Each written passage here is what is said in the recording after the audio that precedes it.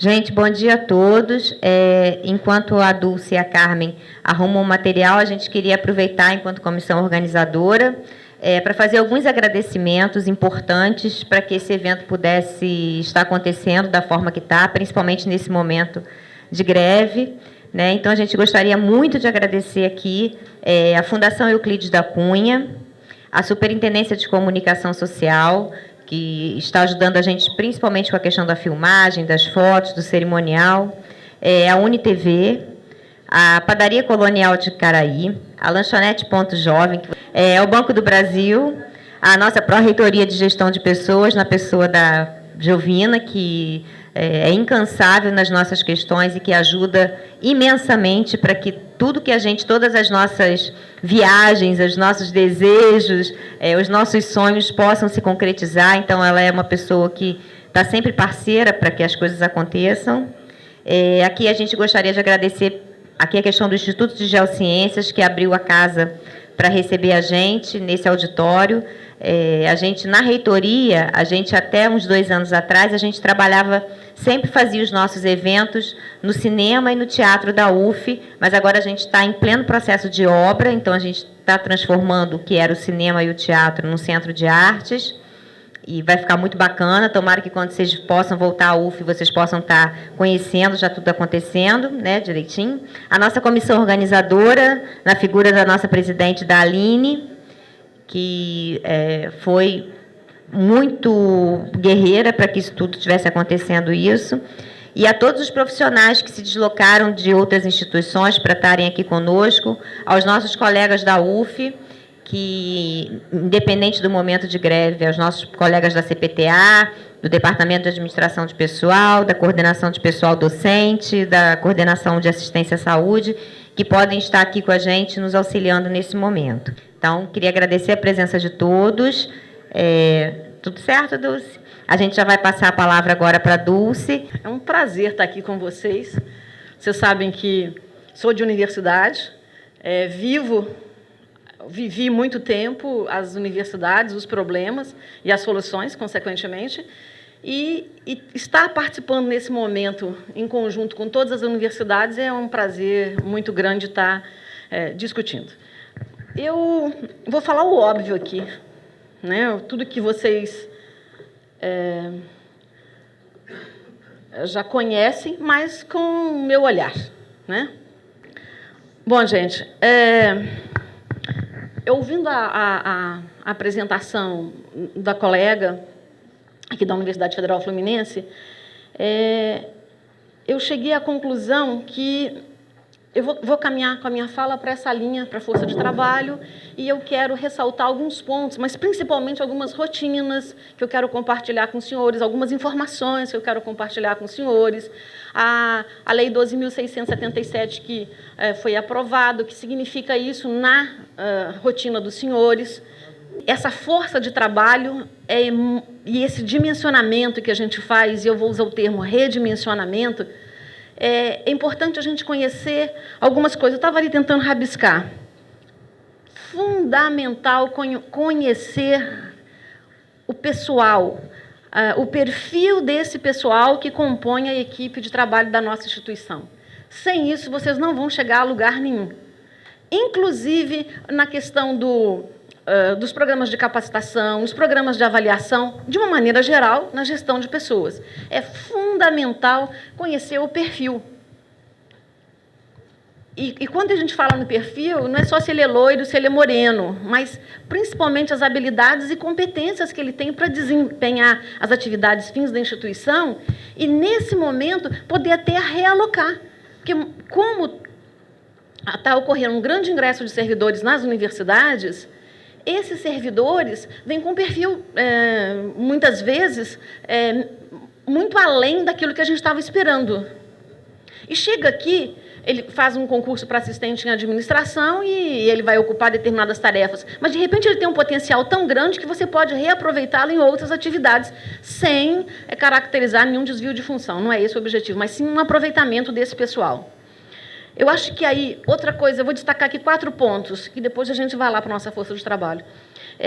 conhecer os processos de trabalho de cada instituição. Se você não conhece como é que se faz, quais são os processos que existem nas universidades, não adianta conhecer as pessoas, porque você tem que combinar as pessoas no lugar certo, no momento certo, fazendo a tarefa certa. Então, é fundamental.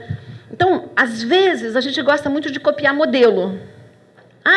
Uma vez me perguntaram, por que não faz um modelinho? Claro, diretrizes, caminhos, eles têm que ser comuns, porque são todas universidades. Mas é necessário que cada instituição busque a sua identidade e, dentro da sua identidade, construa o seu projeto de dimensionamento da força de trabalho. Eu costumo dizer assim, às vezes você tem uma faculdade de educação. Essa faculdade de educação, eu posso dizer, ela precisa de uma secretária e mais 4 profissionais de nível médio. 5 profissionais, um de nível D e um de nível 4 de nível médio. Pode ser que, para uma determinada faculdade, com o mesmo quantitativo de alunos, lá, 200 alunos, seja até muito. Mas pode ser que esse quantitativo para outra instituição seja um número insuficiente, porque você tem que observar as características de cada instituição, a identidade de cada instituição. Uma faculdade que, às vezes, oferece 200 vagas, ou 500, vamos pegar uma faculdade de Direito, você tem funcionamento em 3 turnos, de manhã, tarde e noite. Outra só funciona de manhã. Então, o número de profissionais que você precisa é diferente. Uma faculdade tem pós-graduação, mestrado e doutorado, e aí o perfil do profissional que está ali dentro, do que você precisa, é diferente daquela que só oferece graduação. Você tem faculdade de educação, voltando aqui, que tem os colégios de aplicação, que é um perfil de profissional diferente de uma faculdade que oferece só o curso de pedagogia. Então, não é só definir quantitativos, que é o que as pessoas esperam de um modelinho, mas sim ver a identidade, claro, dentro das diretrizes, a identidade da instituição para você construir um modelo que adapte à sua instituição. Aqui, por exemplo, você tem determinadas instituições que é construído em um prédio com 10 andares, com vários, com blocos, que o número de pessoas é um quantitativo menor. Você tem, por exemplo, a Unifesp, que são isolados, aqui também, né? E aí você precisa de mais profissionais, da recepcionista ao vigilante. Então, esse quantitativo tem que observar as características de cada instituição. Outra coisa, complementando o que eu falei, é a estrutura e funcionamento da universidade. Como é que ela funciona? Qual que é a estrutura? Qual que é o projeto desta instituição? É que na hora que você busca essa identidade, é que você consegue realizar um bom dimensionamento. E uma coisa fundamental é a proposta de atendimento às demandas. Se você levanta que a universidade, que a faculdade X precisa de 10 profissionais, tantos com esse perfil, tanto com esse. Se a outra unidade acadêmica precisa de tantos profissionais, com X com esse perfil, X com aquele, e você não faz nada, só levantou o perfil, não der resultado, não mostrar resultado, o que você vai fazer com aquela informação e começar a fazer alguma informação ou até uma proposta, o que vai acontecer? Vocês vão perder o crédito e não vão conseguir nunca mais tocar um bom projeto na instituição. Então, é fundamental. Então, você identificou, claro que você vai identificar os perfis, os processos de trabalho, e você tem uma proposta de capacitação, uma proposta de qualificação, uma proposta de realocação. E a realocação nem sempre é fácil, vocês sabem disso. Tirar um servidor de uma determinada unidade, levar para outra unidade, isso é quase que impossível às vezes. Claro que, a partir do momento que você tem um bom projeto mostrando que é para o bem da unidade, e muitas vezes do próprio servidor, é aí ficar claro isso, que não está querendo penalizar ninguém, muito pelo contrário, é valorizar o potencial daquele profissional, você consegue fazer esse dimensionamento tranquilamente. Mas se não houver uma proposta de como é que você vai atender, tá? Quer ver um exemplo? Vamos falar assim... vamos fazer aqui na Fluminense e vamos identificar que nós precisamos de 500 técnicos administrativos. onde é que a Jovina vai tirar 500 novos técnicos? Se ela não tiver uma proposta mais ou menos planejada, organizada, de onde ela vai tirar esses técnicos, como é que ela vai fazer para atender essa demanda, ela já vai começar com um grande problema. Não, olha, eu tenho X profissionais que eu posso realocar, que é através da capacitação, da qualificação, a gente vai ter sucesso nesse projeto. Tá certo? E, para complementar essa fala, eu acho que os cenários futuros, né? O que vem pela frente? Exatamente de onde você vai tirar os 500 servidores. De onde você vai... Quais a proposta da universidade? A Federal Fluminense pretende crescer como? Na pós-graduação, na graduação, em qual área? Vai para a área da humana, da área da saúde. Então, esse cenário futuro é importante conhecer, porque senão você corre o risco de não ter êxito no seu projeto. Muito bem, Rafael vai me ajudar, a gente vai tentar passar algumas telas. Tudo que eu falei aqui está umas telas e algumas até repetindo, porque eu queria destacar alguns pontos para os senhores. Como nem todos têm tanto tempo de experiência quanto eu, e a Jovina, e a Carmen, e Senira na área de RH, nem na universidade, eu acho importante a gente resgatar para vocês que estão chegando alguns pontos muito importantes, tá certo? Vamos lá, Rafael.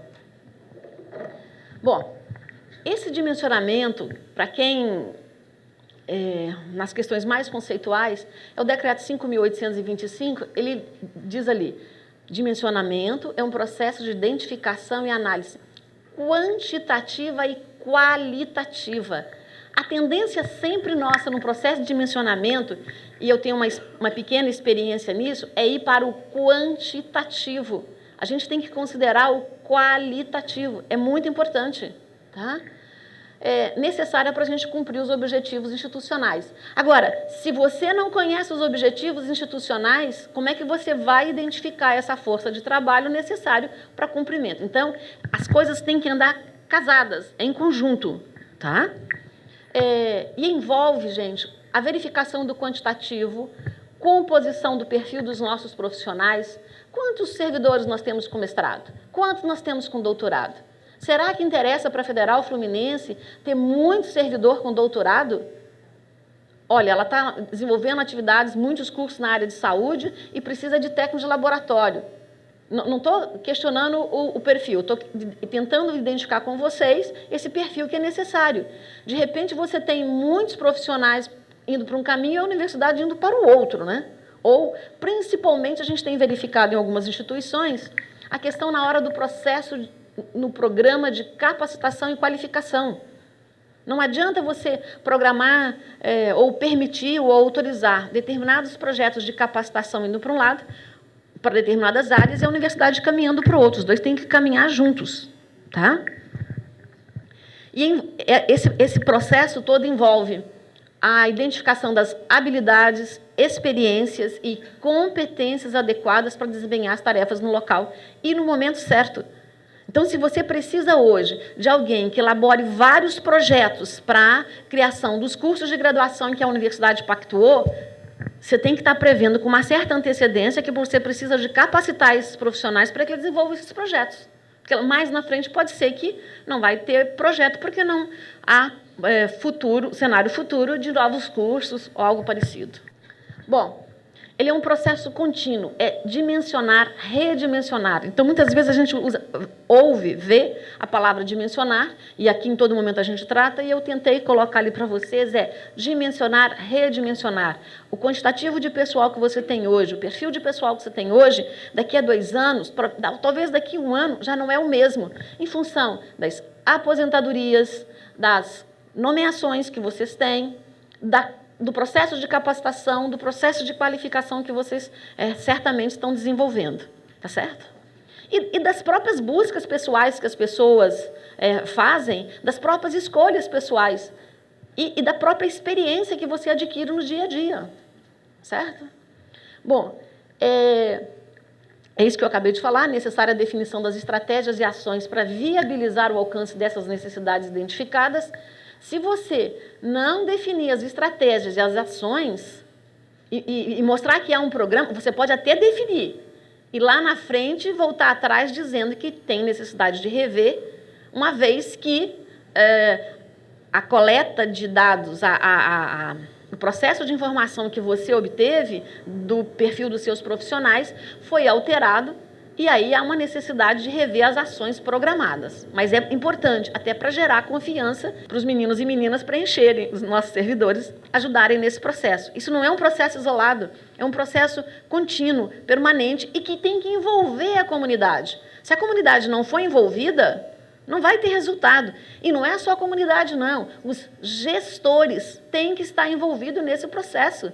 Se os gestores, eles têm que ser os primeiros a responder, né? Porque se eles não participarem efetivamente desse processo, e aí de reitor a chefe da menor unidade da instituição, o processo não vai surtir todo o efeito que se busca nesse processo de dimensionamento da força de trabalho. Ele deve estar integrado ao planejamento estratégico. É o que eu coloquei. A universidade está caminhando para um lado, ela planejou ir para um lado, o servidor tem que ir. Todo o processo de avaliação, de dimensionamento, de capacitação, qualificação, tem que caminhar junto, tá certo? E esse processo também está sujeito às disponibilidades orçamentárias e fatores externos que podem influenciar no resultado e cumprimento do planejamento. Prestem atenção nisso. Então, vocês estão fazendo todo esse processo, mas vocês têm que contar com as variáveis, né?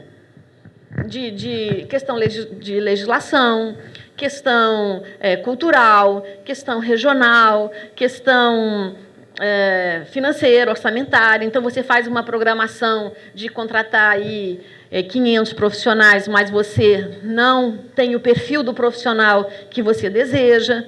Quer ver um exemplo? E eu quero depois abordar com vocês todas essas mudanças que estão acontecendo nos últimos anos, que a gente não se dá conta, ou pelo menos não percebe na rotina diária, mas quem é gestor de pessoal tem visto claramente. Hoje há uma grande demanda pelo profissional de Libras, pelo técnico de Libras, certo? Certo? Então, há uma demanda e há uma exigência até legal de você ter esse profissional trabalhando na instituição. Acontece que esse é um dos fatores que eu quero colocar para vocês. Não existe, ou não existia até bem pouco tempo, esse profissional de Libras disponível no plano de carreira, ou desculpa, na rede de instituições, na rede MEC, disponível para atender vocês. Por quê? Lá em 1987, quando o plano de carreira PUCS foi criado, não se pensava nesse perfil de profissional.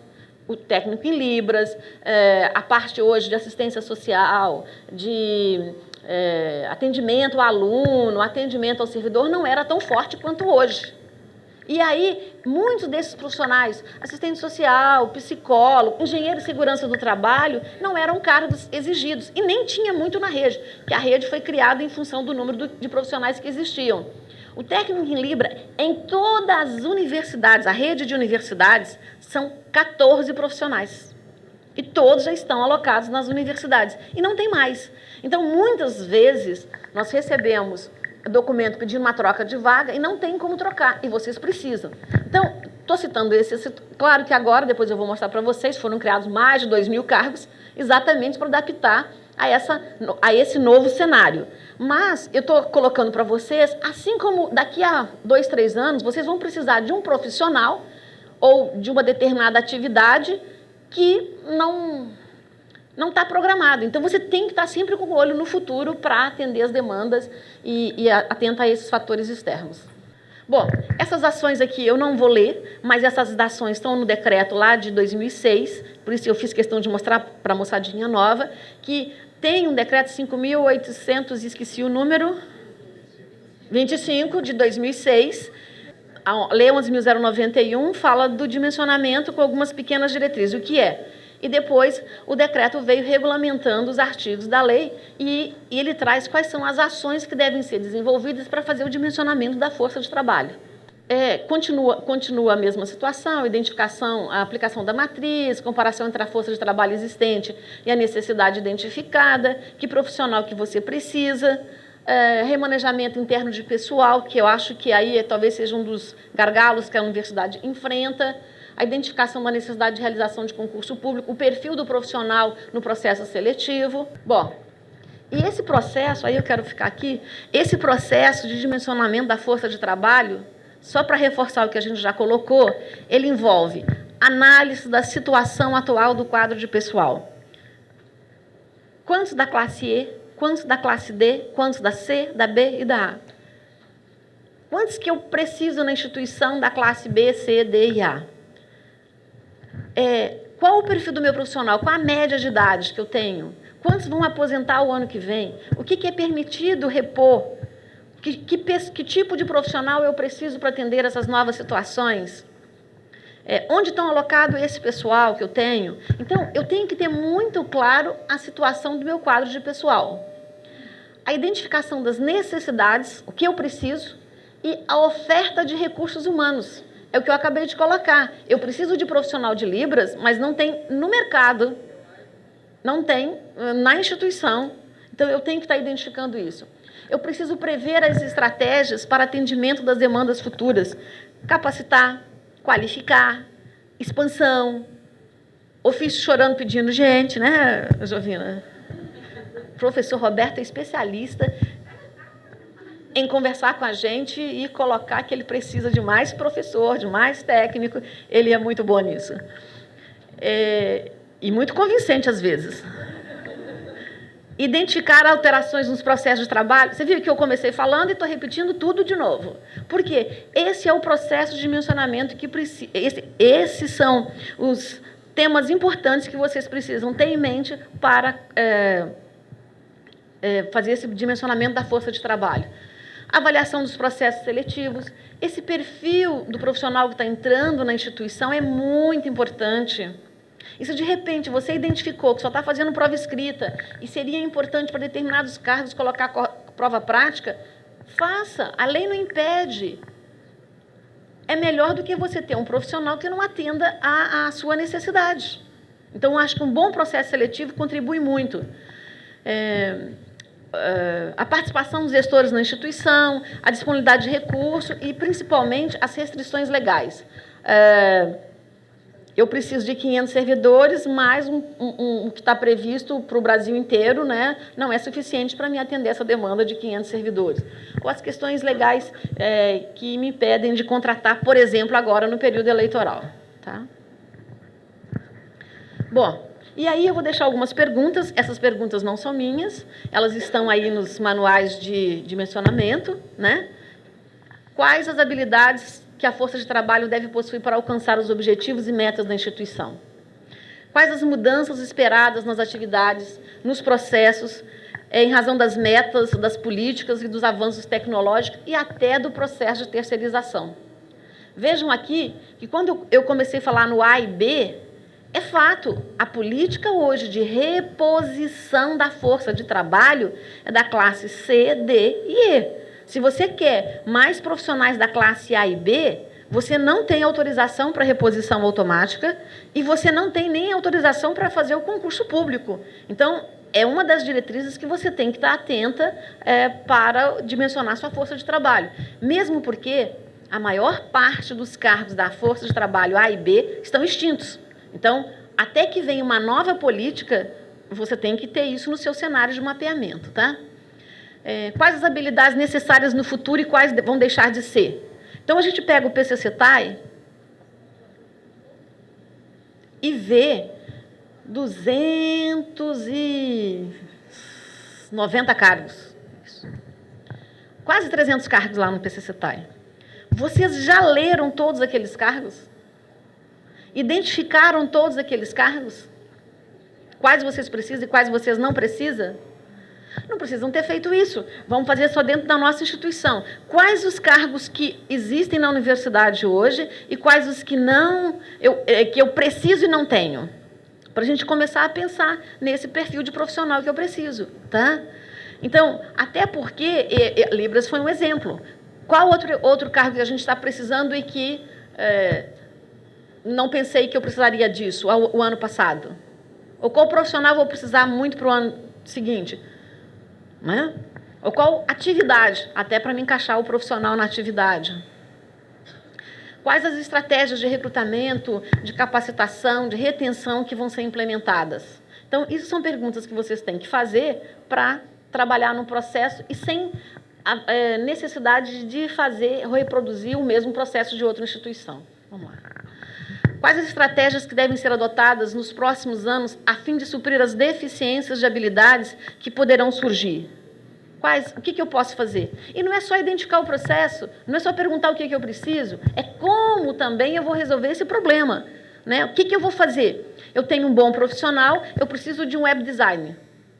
E o que eu tenho que fazer? Capacitar alguém para essa atividade. E quais as barreiras estatutárias, administrativas, estruturais ou culturais para essa força de trabalho? Praticamente todas as telas que eu coloquei aqui, eu repeti a mesma coisa, que é uma forma da gente ver, e eu busquei aqui várias fontes, vários autores, para a gente estar mostrando a vocês, inclusive no próprio decreto, aquilo que é discussão comum para o dimensionamento da força de trabalho. Bom, essas questões conceituais, todo mundo conhece, tenho certeza que todos vocês já leram, tenho certeza que cada apresentador que for colocar aqui, ele pautou o dimensionamento nessas questões conceituais, nessas ações que devem ser desenvolvidas, no diagnóstico que deve ser feito. Mas qual que é a diretriz hoje, que, vamos dizer, macro, que a gente tem para a força de trabalho dos servidores públicos? Muito bem. Hoje, a política, vamos chamar de política de pessoal, ou de gestão de pessoas, não política de pessoal, né? É expansão. Houve uma grande mudança, e a expansão não é de vagas de alunos, eu estou falando de expansão de pessoal. Houve uma grande expansão do quadro de servidores técnicos, docentes também, mas nós estamos aqui com técnicos administrativos. E, consequentemente, quando ocorreu essa expansão, ocorreu também uma mudança no perfil do profissional. Eu estava conversando com um gestor de pessoas outro dia, um pró-reitor, e ele falou para mim assim, eu nunca vi tanta licença gestante. Antigamente, eu fiquei quase 7 anos sem conceder uma licença gestante, agora é um monte de licença gestante. Por que isso, gente? Entrada de gente nova. Como nós ficamos muito tempo sem contratar, as grandes contratações foi lá na década de 80, a moçadinha, né, casou, teve os filhinhos e agora já, né, estão numa fase de um pouco maior de experiência, que já está com os filhinhos grandes. Então, mudou o perfil do profissional, certo? E, consequentemente, gente, tem que mudar a visão do RH. Nós ficamos muito tempo, quando o reitor ia lá fazer a propaganda eleitoral, creche para os filhos do servidor. Reitor, para que creche? Não tem criancinha mais. Agora não, mudou o perfil. Então, nós do RH temos que estar atentos a essa situação. Bom, eu estou colocando tudo isso, mas, na verdade, o que eu quero dizer é o seguinte, é um processo de expansão e, consequentemente, uma mudança de perfil. Nós temos uma moçada muito nova, muito boa entrando na universidade, muito diferente de 30 anos atrás, quando entrou muitos servidores da classe A e B, né, muito nível de apoio, porque a gente estava também numa fase de expansão, e hoje não. Hoje todo o processo de expansão de mão de obra da classe A e B está sendo terceirizado. Então, veja só, em 20, 30 anos, o perfil, inclusive do próprio profissional, como é que ele chegou aqui. Tá certo? E aí a gente tem que estar atento a isso também no próprio dimensionamento. E a gente tem que prever que vão precisar de substituições para licença gestante.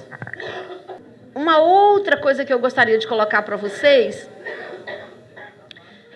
é que a gente tem que estar muito atento, vamos chamar assim, autorização para reposição e manutenção do quadro de pessoal.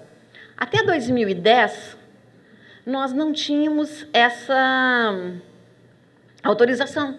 E o que acontecia? Muitas vezes entrava o pessoal, você tinha uma autorização para concurso, que você tinha que pedir, vinha a autorização, você fazia o concurso, ingressava, a pessoa saía e você não tinha como repor. Ou, muitas vezes, aposentadoria. E aí você não tinha como repor. Muitos de nós aqui pedimos, pactuamos Reúne, e fizemos concurso em 2008, ingressaram muitos servidores nas instituições, saíram, e aquela vaga, o fato dele sair, você perdeu. Por quê? Não havia autorização para reposição automática. Então, essa eu acho que talvez seja uma grande das diretrizes para a gestão de pessoas, que eu destaco aqui, que é a autorização para reposição e manutenção do quadro de pessoal. Tá? Eu acho que é uma grande conquista para os gestores da área de pessoal. E a gente tem que usar bem essa ferramenta para constante reposição do quadro, sem prejuízo ao desenvolvimento das atividades institucionais. E aí eu vou destacar também que os programas de expansão que aconteceram na universidade mudaram o perfil do profissional que atua na universidade hoje. E outra que eu queria destacar aqui é o banco de professor equivalente e o quadro de referência dos servidores técnicos administrativos, que eu acho que são processos que foram evoluindo e que contribuem para essa política para a gestão de pessoas. Tá? O banco de professores equivalentes, que é de 2007, o banco de professor equivalente, que contribuiu muito para a expansão das universidades e a reposição automática, e o quadro de referência, que garantiu a reposição dos servidores técnicos administrativos, que eu acho que é uma das grandes conquistas nossas.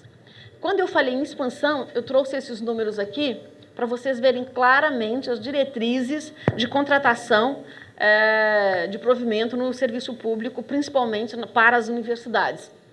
De 2008 a 2011, foram autorizados provimento de 16.620 novos docentes. Se nós olharmos de 2003, 2004 até hoje, já foram contratados em torno de 35 mil docentes. Mas, claro, que grande parte desses docentes, eles foram para repor as vacâncias. Aqui, não, esses 16 mil é de 2008 para cá, não incluí 7, nem 6, porque eu quis mostrar para você que o meu marco foi o Reúne, o programa de expansão pactuado pelos reitores, foram 16.620 novos docentes. Então, estão programados para contratar nos próximos 3 anos 21.196 docentes. Novos, não é reposição.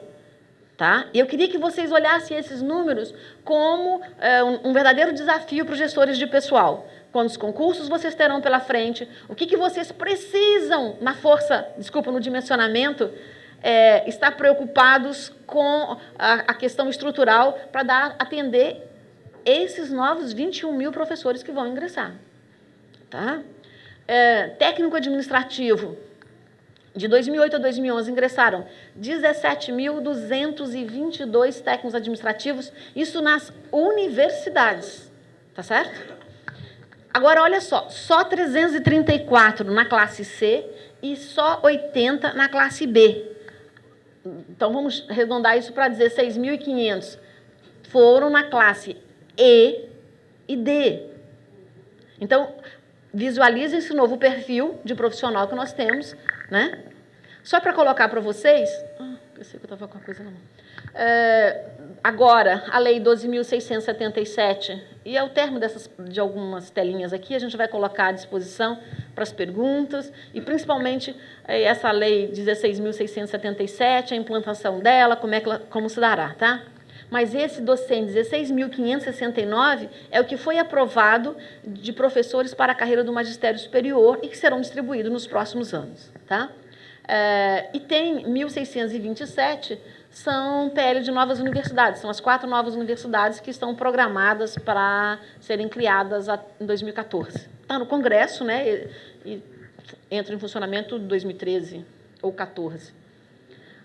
A proposta é 2013, mas primeiro ela precisa ser aprovada no Congresso, que dá um total de 21 mil. E técnico também. Lá no PL tem 9.491 técnicos. Vocês não vão conseguir visualizar isso porque tem um número maior, porque técnico administrativo é carreira única para institutos e universidades, mas daquele quantitativo lá, embora muito maior para os institutos, esse é o programado para as universidades federais. E aqui os técnicos para essas universidades federais. Eu puxei aqui só para os senhores ver, esse é o anexo 1 da lei 12.677, que fala dos cargos. E aí eu queria que vocês observassem Esse quantitativo aqui, 2.562, são tradutor e intérprete de linguagem de sinais. Eu queria que vocês olhassem para esses números e entendessem a nova proposta de cargos que está sendo autorizados à criação. Tá? Então, aqui a gente tem vários cargos aqui da classe C e D, principalmente da classe D, são vários cargos da classe E, que somam 27.714 cargos novos criados para o PCCETAI. Tá? E a grande maioria, vocês vão ter ali agora fisioterapeuta, nutricionista, engenheiro do trabalho, coisa que antigamente não tinha demanda e a gente não conseguia atendê-los. Mas eu quero reforçar que dentro das políticas de reposição e manutenção do quadro de pessoal, para docente, nós temos esse banco de professores que autoriza a realização de concurso, que autoriza a realização de processo seletivo ou concurso para professor substituto, e que ele garante que todas as vacâncias sejam repostas automaticamente através do processo de concurso público. Só para fazer um resgate histórico com vocês, desde 2007, quando foi autorizado o banco de professor equivalente pela portaria 2207, ficou muito claro esse direcionamento da política para a gestão de pessoas na área de docente, na área da docência. E o decreto 7485, ele veio consolidando, ele é de 2011, consolidando essa força de trabalho com professores do quadro efetivo, professores substitutos, e garantiu também a inclusão nesse processo dos professores visitantes.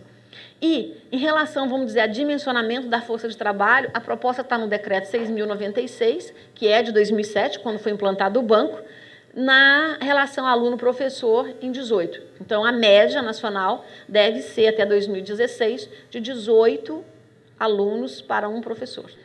Eu queria mostrar para vocês o perfil, não chega a ser perfil, mas os quantitativos de profissionais que nós temos, para vocês identificarem esse total. Na classe E, ativos, aposentados e pensionistas. Na classe E, dados do mês passado, porque a folha desse mês ainda não fechou, nós estamos com 35.916 técnicos. Isso aqui está em institutos e universidades. Eu estou falando do PCCETAI de uma maneira geral, tá?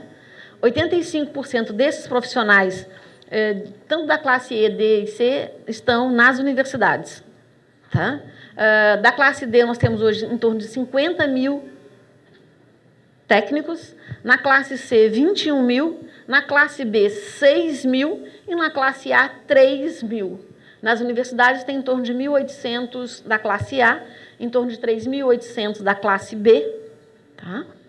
E aposentados, nós contamos hoje com 49 mil aposentados na rede e 17.199 pensionistas. Então, nós temos um quantitativo de pessoal entre aqueles que contribuíram e aqueles que estão contribuindo com as instituições, em torno de 184.464 técnicos ativos, ou aposentados, ou pensionistas. Tá certo?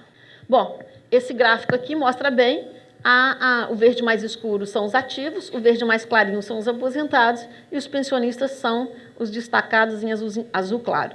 Então, você vê como que é o nosso gráfico. Hoje, a maior força de trabalho nossa está nas classes E e D. E a tendência é aumentar muito mais isso, porque a classe A e B, os cargos estão extintos e não há reposição dessa força de trabalho. Muito bem. Vocês conhecem tirando a Senira, obviamente. Vocês conhecem, leram a proposta de racionalização dos cargos, e a Carmen também, né? Vocês conhecem o processo de racionalização da proposta da FASUBA, das entidades sindicais que representam a categoria?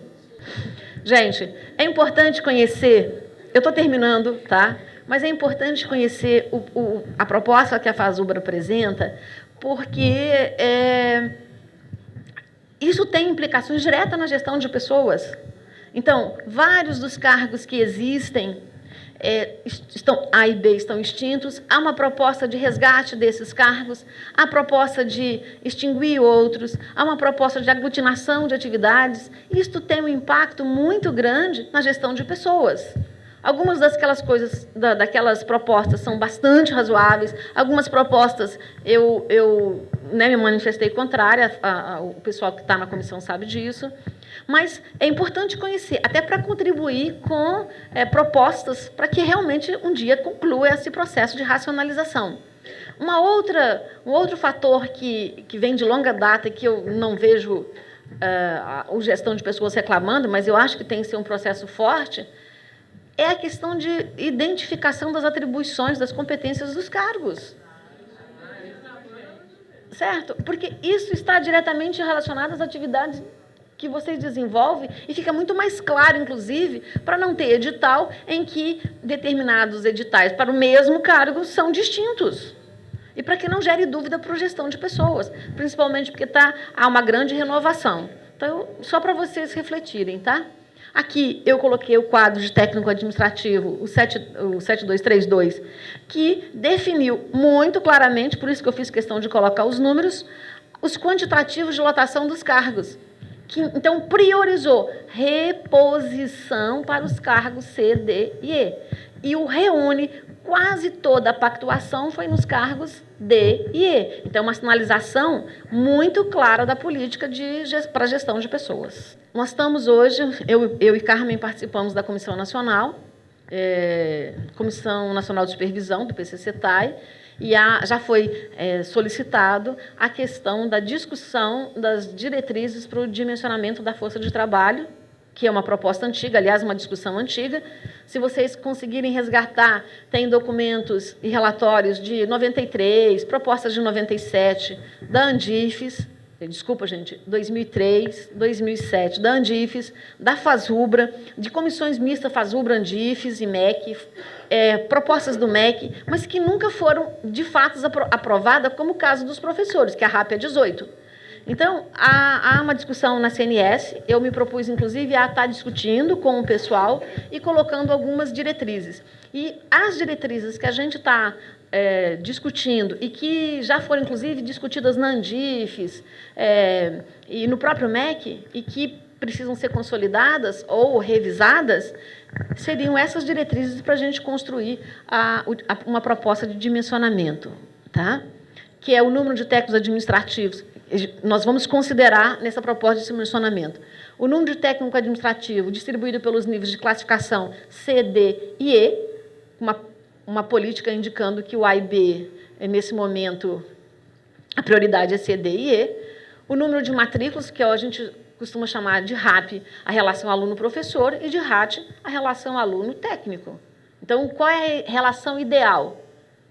15, 20, 10, 18? Então, é uma proposta de discussão para identificar em função do número de alunos, mas só o número de alunos não é suficiente. A oferta de curso em diferentes áreas do conhecimento.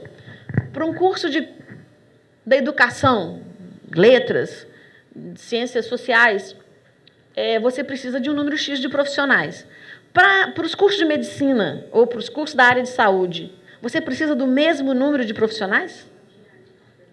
Então, é importante também levar em consideração a área de conhecimento desses cursos. Certamente, um curso da área de saúde, da área de exatas, ele precisa de mais técnicos, principalmente nos laboratórios. É claro que os cursos de humanas precisam de muito laboratório, de muito técnico, mas numa relação não idêntica. A relação entre o número de matrículas e o número de técnico administrativo, a oferta de cursos no período noturno. Na verdade, é a oferta de cursos nos períodos.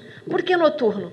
Porque tem universidade que funciona até bem pouco tempo só durante o dia.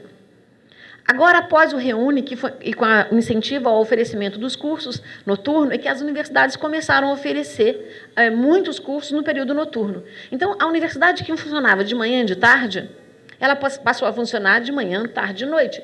É claro que você precisa de mais profissional. Se você funcionava em 8 horas, se você passa a funcionar em 12, ou 15, ou 16, muda a relação de profissionais, certo?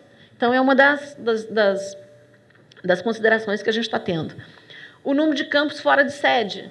Então, se você tem só uma estrutura funcionando só na sede, agora, se você tem 8, 10 campos, isso há uma mudança significativa. Você precisa de mais, no mínimo, 10 pessoas, não ser os gestores de pessoas, mas alguém para, no mínimo, verificar a questão de folha de frequência, de licença, em cada campus. Na verdade, ser o setor representante do RH em cada campus, o financeiro também. Então, há uma demanda maior. Desculpa. É importante, até porque o servidor que está lá no campo Rio das Ostras, não é isso? Você tem?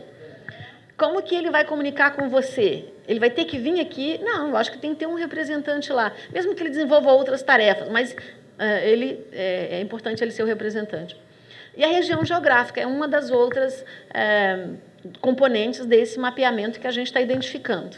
Está colocando para discutir na CNS, para discutir com os senhores mais tarde, essa proposta de diretrizes para o dimensionamento de pessoas das universidades. Eu me coloco à disposição dos senhores e eu gostaria mesmo de receber perguntas. Está todo mundo querendo ir almoçar, né? Porque eu acho que isso aqui é apenas uma fala, mas eu gostaria de estar trabalhando com vocês nas essências do banco e na essência do quadro de servidores técnicos administrativos. Bom dia a todos, meu nome é Ana Palmira, eu sou da Universidade Federal do Triângulo Mineiro de Uberaba. E a minha pergunta, professora, é em cima da aprovação das vagas agora no decreto, quais são seus parâmetros e a nossa expectativa é que os parâmetros do dimensionamento sejam utilizados para a distribuição das vagas técnicas administrativas. Nós sabemos que a tendência, eu também sou bem dinossauro no serviço público, tem 32 anos que eu estou na universidade, conheço a Carmen, né, da UFMG, na época do PUCRIS, eu sou da filhote do PUCRIS. E sabemos que as vagas, a tendência, me desculpem se eu estiver sendo exagerada, mas a tendência é sempre as universidades de maior porte receberem mais vagas e as de menor porte, menos vagas. E com a questão do dimensionamento, a gente está num processo interessante, até vamos apresentar nosso caso aqui. A gente viu que o dimensionamento ele acaba nos trazendo subsídio técnico, né, palpável, qual e quantitativo, para a questão do dimensionamento de pessoas. Então, a gente está acreditando que o nosso trabalho vai ser aproveitado nesse sentido, né? Então, eu gostaria do comentário seu sobre isso. Obrigada. Bom, é Ana Palmira, né? Eu me recuso a ser chamada de dinossauro. Me recuso. E eu não trabalho com dinossauro. O dinossauro está lá no museu. Não, não, não. Bom, gente, aí sim. Tenho certeza que a experiência sua contribui muito para o desenvolvimento da sua universidade, porque é um conhecimento de anos, né? A distribuição dos cargos docente e técnico aprovados pela Lei 12.677, eles estão definidos, vamos priorizar, 2012. Nós vamos estar, aliás, os seus reitores receberam já uma cartinha dizendo como vai ser a distribuição dos docentes 2012. Por quê? Porque nós já vamos começar a fazer essa distribuição dos docentes e até vou explicar para vocês esse processo, como vai funcionar. Prioritariamente, reúne tudo o que foi pactuado no Reúne. Eu não posso nem pensar num processo de redimensionamento, de distribuir mais cargos, independentes são para os maiores ou para os menores, se não atendermos primeiramente o Reúne. Porque o que acontece, gente? Essa foi uma chance que foi dada às instituições de reorganizar o seu quadro de pessoal, de redimensionar o seu quadro de pessoal. E algumas universidades aproveitaram muito bem. Outras priorizaram mais a área docente, outras priorizaram a área de técnico. Então, tem universidade, eu vou dar um exemplo aqui, ela solicitou 405, 410, não me lembro direito, docentes, e 40 técnicos. Então, hoje ela está com um problema seríssimo, mas foi a prioridade, talvez ela estava com muita falta de docente à época, e ela priorizou dessa forma. E o MEC não interferiu nesse processo. tá certo? Então, essa expansão, esse programa Reúne, pactuado em 2008, foi uma chance de reorganização, de dimensionamento do pessoal. Claro que esse reorganização, a reestruturação, que é o nome correto, ele limitava num fator financeiro, orçamentário, mas ainda assim a universidade tinha autonomia para fazer a sua opção. É fato. E tem universidade que já fez o contrário, né? 200 docentes, 400 técnicos, e tem até situações bem distintas. Mas, independente do que foi feito ou não, o que foi pactuado era uma orientação do docente de que ele precisava daquele profissional ou daquele quantitativo para atender a demanda e ao funcionamento da instituição. Portanto, o compromisso primeiro é distribuir as vagas de docentes e técnicos pactuados no processo Reúne. Tá? Eu só vou dar um exemplo para vocês. Tem uma universidade, não é aqui do Sudeste, que ela estava com uma RAP muito alta. Tipo, 24 docentes, desculpa, ao contrário, 24 alunos por docente. E eu olhava para aquela, quase 25, eu olhava para aquela RAP e falei, gente, essa universidade não vai estar funcionando com tão pouco professor. Não precisamos de olhar atentamente, com carinho para essa universidade. Mas o que aconteceu? Ela fez um processo inverso. Ela priorizou obras no Reúne, 2008, 2009, 2010, e ela deixou professores para o final do Reúne, 11 e 12. Como 11 não foi distribuído e 12 também não, agora ela está recebendo mais de 300 professores. E aí, consequentemente, a RAP dela muda. Por isso que é importante que primeiro a gente atenda a Reúne, isso vale para técnico, tá, Ana? Primeiro a gente atenda a Reúne, para depois, aí sim, com esses novos quantitativos, eu possa realmente fazer comecei a discutir com vocês, e de forma até naquilo que for possível atender. Mas hoje, 2012, a prioridade é atender Reúne e as pactuações de expansão já feitas. Isso vale para quem começou o ano passado, aqui do Sudeste, Minas Gerais, Uberlândia pactuou 2 campos, que já começaram, Juiz de Fora já pactuou um campus que já começou, e outros, aqui, Paraná também tem campus que já começou. Então, as prioridades é aquilo que está pactuado, tá? Aí, para o ano que vem, os novos projetos e novas demandas que serão atendidas. Bom, como é que vai ser a distribuição desses cargos, mesmo que seja para atender Reúne? Bom, docentes, já agora em julho, até o final de julho, começo de agosto, a nossa expectativa é para julho, uma vez que já foi para o planejamento. Como a universidade, pelo decreto 7485, ele tem autonomia para contratar, para fazer concurso público, para nomear, não cabe mais nem ao MEC, nem ao Ministério do Planejamento dar autorização para realizar concurso nem provimento, uma vez que é a autonomia inerente da universidade pelo decreto. Muito bem, então como é que a gente soluciona esse problema? Porque se você não tem código de vaga e não tem espaço no banco, você fere uma legislação. Então, é abrir espaço no banco. Então, a universidade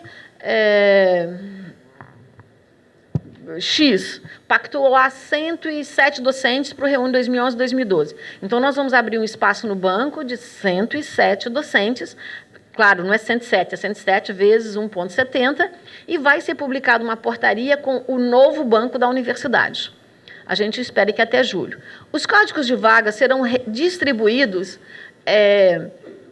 agora, começamos em julho, depois em setembro, e em dezembro distribuímos os quantitativos de código. Porque eles têm que ser criados, vocês sabem que eles têm que ser criados no CIAP para ser disponibilizados para a gente distribuir para as universidades.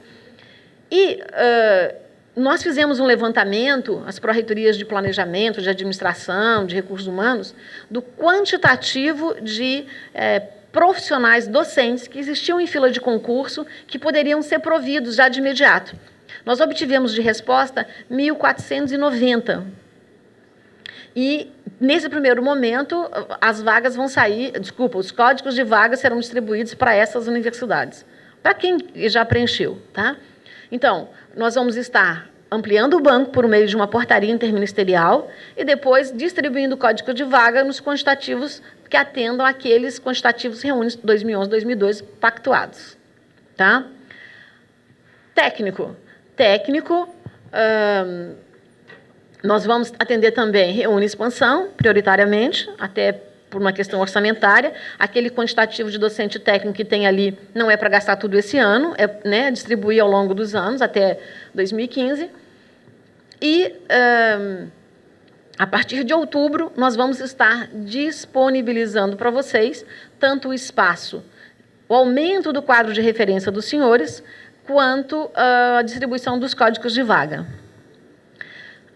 Vale ainda, já fazendo isso de uma única vez, vale ressaltar que nós estamos em período eleitoral e a orientação da Advocacia Geral da União pela sua cartilha é de que não pode haver realização de concurso e provimento. Aquelas instituições que têm concurso público realizado até o dia 6, e homologados até o dia 6 de julho, pode dar provimento. As universidades que vão fazer concurso, o provimento só pode acontecer após a posse dos eleitos. Tá? Essa é a orientação que temos ainda e não foi modificada. Então, seguimos essa cartilha. Tá? Mas, aí eu quero ressaltar que as universidades, elas têm hoje, dentro do seu banco de professor equivalente, um quantitativo de autorizado que, decorrente de vacâncias, de vagas mesmo distribuídas, ela pode fazer reposição se tiver concurso pronto. Tá? Assim também vale para os técnicos administrativos. Se vocês têm concurso já homologado até o dia 6 de julho, podem estar fazendo o provimento, sem problema. Tanto para aqueles códigos que já existem disponíveis no banco de vocês, no quadro, quanto para os novos que serão autorizados a partir de outubro. Meu nome é Marcos, eu sou da Universidade Federal de Alfenas. Na verdade, eu não atuo na área de gestão de pessoas, eu sou técnico em assuntos educacionais, trabalho com assessoria pedagógica e desenvolvo um programa de desenvolvimento profissional e formação pedagógica de docentes. Então, sou, de certa forma, um colaborador da Pró-Reitoria de Gestão de Pessoas e fui convidado para uma comissão, um grupo de trabalho, na verdade, transdisciplinar, que está discutindo todas essas questões relacionadas ao dimensionamento e estou aqui para tentar ajudar aí o meu colega Pró-Reitor a construir alguma coisa a partir daqui. Na verdade, eu teria duas perguntas, mas uma eu acho que ela é mais teórico-metodológica com relação ao dimensionamento, com relação a esses conceitos de habilidades e competências, mas que eu preferia, no grupo, amanhã de trabalho, discutir, que eu acho que vai render mais. E é claro que eu não quero puxar aqui uma discussão, um debate sindical com relação a essa questão específica da racionalização, porque eu procuro na internet, na web, no site da FASUBRA, até hoje eu estou há quase 6 meses tentando encontrar um documento oficial da FASUBRA que explique de uma forma técnica, clara, o que é racionalização, e eu não encontro. Se tiver isso, pelo amor de Deus, coloquem no portal da FASUBRA, porque a gente não encontra. E aí, aproveitando esse diálogo aí com a questão da racionalização, eu não sei se eu posso dizer que é uma provocação, quando Dulce, você coloca essa questão da importância de uma abordagem qualitativa no dimensionamento, e você fala da importância de você levantar essas habilidades e competências. Eu recentemente li um artigo no professor da USP que ele faz uma reflexão sobre o ponto cego na gestão por competências na área de gestão de pessoas, que é a dificuldade que você tem, de uma forma situada organizacionalmente, construir isso, que seriam esses parâmetros, porque não necessariamente quando você levanta as competências numa organização, ela é equivalente, ou seja, você não tem um modelo pronto, e às vezes muitas competências surgem da realidade vivenciada pela organização. Só que um dos pontos cegos que se encontra nessa lógica de trabalhar com a gestão de pessoas por gestão de competências é exatamente o que eu entendo da leitura que eu fiz, do engessamento que existe na lógica de organização dos cargos por funções, de forma funcional. Porque como é que você levanta a competência se elas não dialogam com as funções que estão estabelecidas nos cargos? Essa flexibilização, que aí eu acho que dialoga um pouquinho com a ideia de racionalização, porque não fica claro para mim. Porque para eu racionalizar, eu tenho que flexibilizar. Mas eu tenho cargos que são pré-definidos. Aí você fala, olha, Marcos, você tem mestrado em educação, é técnico em ciências educacionais, poderia contribuir em certo setor, fazendo certas atividades, mas o seu cargo não permite isso, porque isso seria desvio de função. Como é que você flexibiliza isso? Como é que você faz gestão de pessoal? Usando o paradigma da gestão de competências, se você tem uma estrutura engessada. Então, é um nó que eu não consigo fechar, e por isso que eu não consigo entender o que significa racionalização. Porque a racionalização, ela conflita com essa estrutura que eu acho engessada. É nesse sentido a minha pergunta. Eu particularmente, acho que os cargos definidos que estão colocados no PCCETAI, eles não precisam ser mudados, mas flexibilizar a organização desses cargos. Eu coloquei aqui que já foi definido, pelo menos sinalizado, de que os cargos da classe A e B não são extintos na sua maioria, que a valorização, que pelo menos para reposição automática desses cargos é classes D e E, e dentro do REUNE a priorização foi pelas classes D e E. Eu acho que já é uma sinalização. Agora, discutir o PCCETAI, ele foi criado, eu sou uma das pessoas que defendo o PCCETAI, principalmente pela proposta de capacitação, de dimensionamento, de avaliação, pela proposta de desenvolvimento, embora algumas vezes desvirtuados em algumas instituições, mas eu vejo que os cargos que existem, essa questão da modernidade, da flexibilização, elas têm que acontecer. É que, muitas vezes, o próprio servidor ele usa essa necessidade de avançar no momento de retrocesso, até para adquirir algum incentivo, algum benefício financeiro, ou por uma questão de acomodação. Um técnico de assuntos educacionais ele tem um vasto campo de atuação. Um profissional da classe E, ele não pode ficar acomodado. Principalmente hoje, estou colocando E porque você citou o técnico em assuntos educacionais, principalmente aquelas situações em que as várias áreas do conhecimento se interrelacionam ultimamente. Então, eu acho que essa flexibilização vai mais do profissional do que da própria questão conceitual. E aí eu espero ver o resultado da discussão de vocês para a gente poder contribuir também. O que a gente vê muito, e isso é uma origem lá do PUCRSE, é que essa criação de muitos cargos foi uma opção à época e foi mantida com o PCCETAI. Muitos cargos com as tarefas bem definidas. Mas hoje o processo de racionalização já chegou à conclusão de que não é necessariamente assim, muita coisa está avançando. Então, você não precisa mais de 300 cargos. Você pode ter profissionais que possam atuar numa área um pouco maior. Mas essa é uma discussão que vai levar muito tempo ainda para questões conceituais e para o entendimento dos nossos profissionais que estão entrando consolidar. Tá certo? Sou George da Universidade Federal de Lavras. É porque a Universidade Federal de Lavras ela se tornou universidade em 94. Antes ela era Escola Superior de Agricultura de Lavras.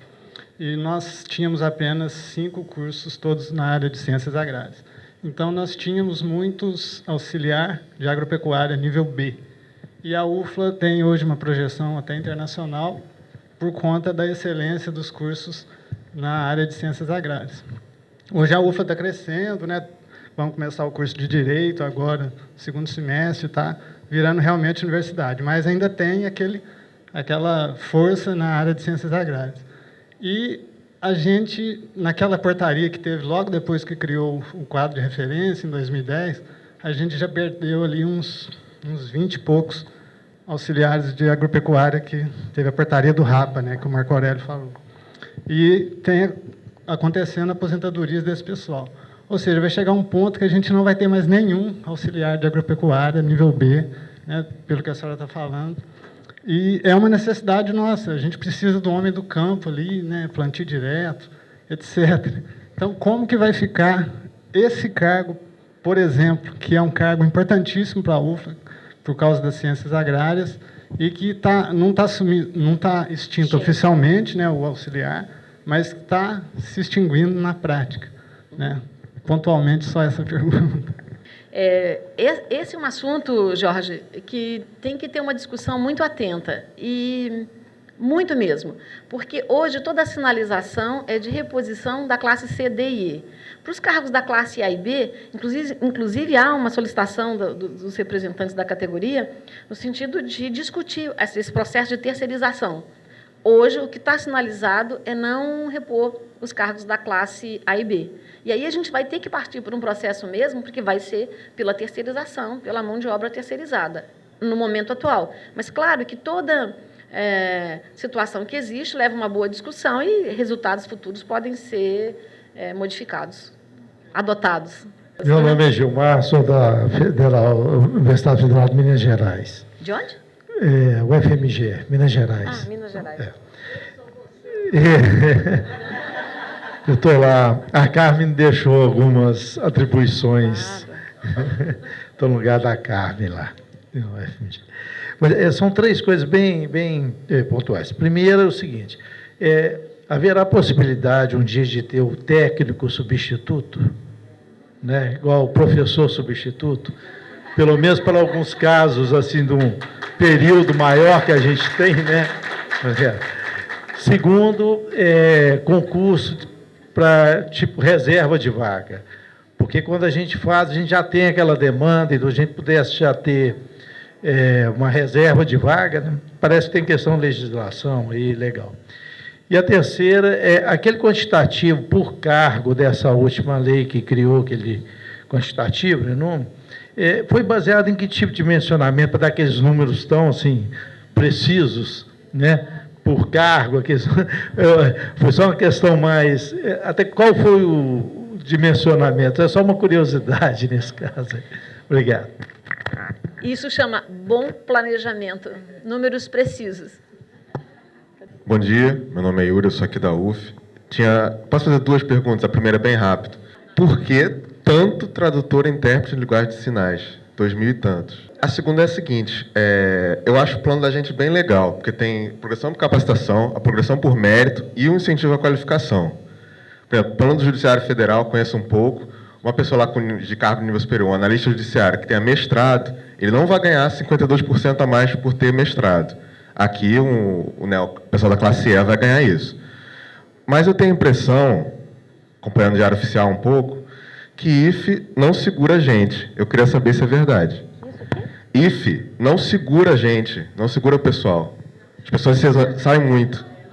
Quando eu fui para o MEC, eu fiquei num dilema, por alguns meses, eu não sabia se eu era de universidade ou se eu era governo, representando do MEC representando o governo, em algumas falas, em algumas mesas.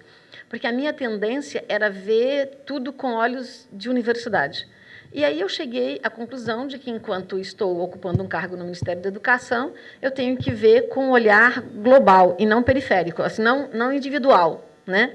Principalmente os assuntos da área de gestão de pessoas. E eu ocupo hoje, mudar o nome da minha coordenação, que era gestão da rede, para coordenação de recursos humanos, mas não é por isso que eu sei todas as respostas. Tá?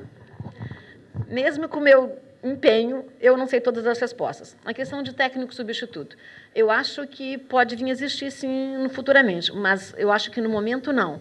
O momento é de consolidação das universidades, no que se refere à expansão em termos de ofertas de novos cursos, pós-graduação, é um momento de consolidação, e falo isso na área de pessoal. Enquanto nós não consolidarmos a distribuição de todos os técnicos reúne-pactuado, de consolidarmos toda a necessidade de pessoal, falar em substituto, eu acho que é importante, e já é importante fazer a discussão, mas eu acho que, nesse momento, pelo menos 2012, é uma coisa que não deve acontecer. Mas eu acho que, sim, futuramente é possível. Reserva de vagas. Na verdade, existe um decreto, e aí a Carmen depois vai estar falando muito sobre esse assunto de concurso público e tal, mas só para assim, rapidamente. A reserva de vaga, na verdade, ao momento que você faz essa reserva, você corre o risco de ter que dar posse para quem passou em primeiro lugar ou segundo lugar, e em razão da decisão do Supremo Tribunal Federal. O que nós estamos discutindo, existe uma comissão, e a Damares, que é da coordenadora de gestão de pessoas do Ministério da Educação, está discutindo esse assunto sobre aquele anexo do decreto em que fala do quantitativo de profissionais que devem ficar em fila de espera, o que pode ser. Então, esse assunto está em discussão. A própria Carmen, a Larissa, que é a atual nossa presidente da CNTP, tem discutido isso, e eu também, já até elaboramos um documento, no sentido de solicitar a modificação do anexo. Mas, em razão da decisão do STF, a reserva de vaga hoje pode te trazer problemas. Libras, por que tanto? E aí eu vou responder... Não, do quadro de referência, os quantitativos, não, foi o Yuri que perguntou por como chegou aqueles quantitativos ali. Foi de Mar? Tá bom. Do quadro de referência ou daquilo que está na lei? Ah, do que está na lei. É um bom planejamento, gente. Claro, eu sei exatamente por que preciso daquilo ali. Bom planejamento. Na verdade, tirando a brincadeira de lado, aquilo ali não é um planejamento simplesmente da CESU, é das universidades em razão das demandas, dos cargos que já foram pactuados e dos programas que estão sendo lançados dos institutos e das universidades, ou para os institutos e para as universidades. Vocês observaram ali que tem 27 mil cargos e eu falei que só 9 mil vão para as universidades. Então, a outra grande quantidade é para os institutos. Aí vocês cobrem da Carmen por que tanto cargo que tem ali.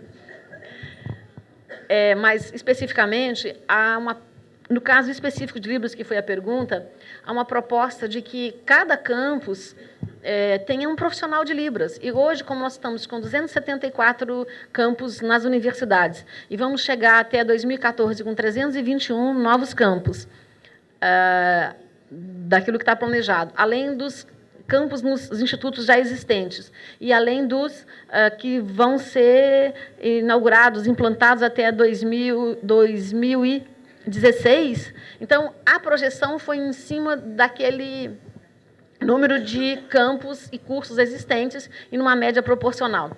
Além disso, está sendo lançado um projeto chamado Viver Sem Limites, que é uma ação de governo no sentido de criar cursos de graduação para formação de professores em linguagem de sinais e formação de técnicos, de profissionais para atuar como tradutor e intérprete de linguagem de sinais. E, para esses cursos, é necessário uma demanda de profissionais de Libras, senão você não pode criar um programa para formar profissionais se você não tem. Por isso que eu coloquei o cargo de Libras aqui como um problema a ser pensado, porque ele já tem uma solução pensada para ele, mas hoje você não vai contratar, inclusive, profissionais de Libra, porque falta no mercado. Então, a proposta do governo, foi discutido isso em Novo Melhor Juiz em abril, com a Andifes, na proposta das instituições criarem cursos de graduação, licenciatura e bacharelado em linguagem de sinais. Tá? A progressão por capacitação e qualificação, na verdade, as universidades são as únicas que têm hoje os incentivos à qualificação. Para os demais servidores públicos, na verdade, é o vencimento básico com como é que eu vou explicar? Algumas gratificações, principalmente as vinculadas à avaliação de desempenho institucional e do profissional. Então, hoje, praticamente todas as carreiras de Estado do governo federal, todas as carreiras do governo federal, elas estão vinculadas à avaliação institucional e pessoal. Tá? O que acontece, Yuri? Cadê o Yuri? Yuri, o que acontece? Você tem quanto tempo de universidade? 6? Legal. O que está acontecendo muito? O menino faz concurso.